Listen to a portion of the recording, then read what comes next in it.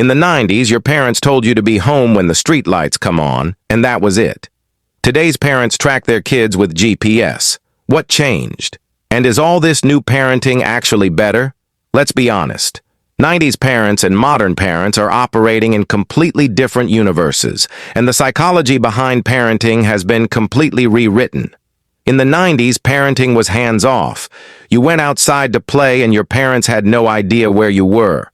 You rode your bike around the neighborhood unsupervised. You walked to school alone. Your parents weren't neglectful. That was just normal. The idea was, kids need independence. They need to figure things out.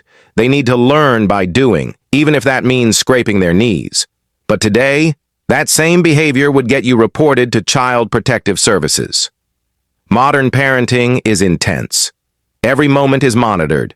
Every milestone is tracked. Every decision is researched and debated and optimized.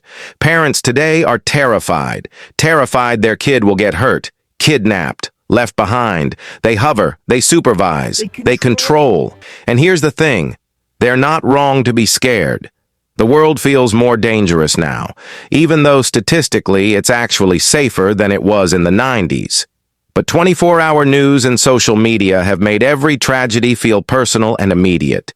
Your brain is wired to overestimate danger when you're constantly exposed to worst-case scenarios.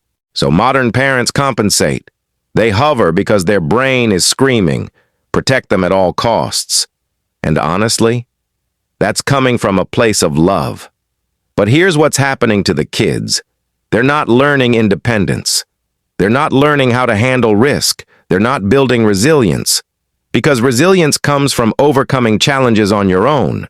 And if your parents are always there to solve every problem, you never develop that skill. In the 90s, if you had a problem with a teacher, your parents said, figure it out. Today, parents email the teacher immediately. They fight every battle for their kids. Again, it comes from love. But it's teaching kids that they can't handle things themselves, that they need an adult to intervene. And when those kids become adults, they struggle, because real life doesn't have a parent to call. Here's another shift. Emotions. In the 90s, if you were upset, you were told to stop crying. Toughen up. Get over it. Today's parents validate emotions.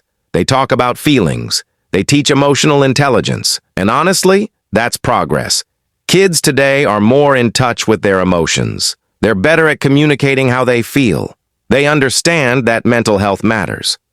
But there's a flip side. Some modern parents over-validate. They shield their kids from any discomfort. They treat every disappointment like a crisis. And that's creating a generation that struggles with resilience.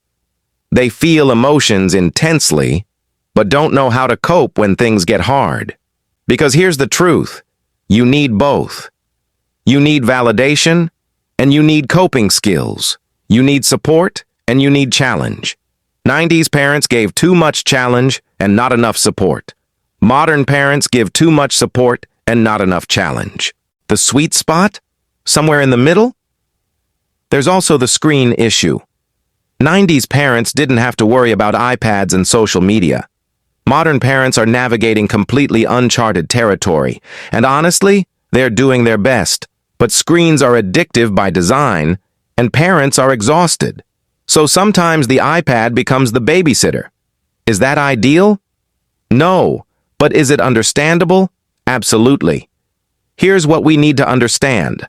Every generation of parents thinks they're doing it better than the last, and every generation of kids grows up and says, I'm going to do this differently. 90s kids grew up feeling emotionally neglected, so they're determined to be more present.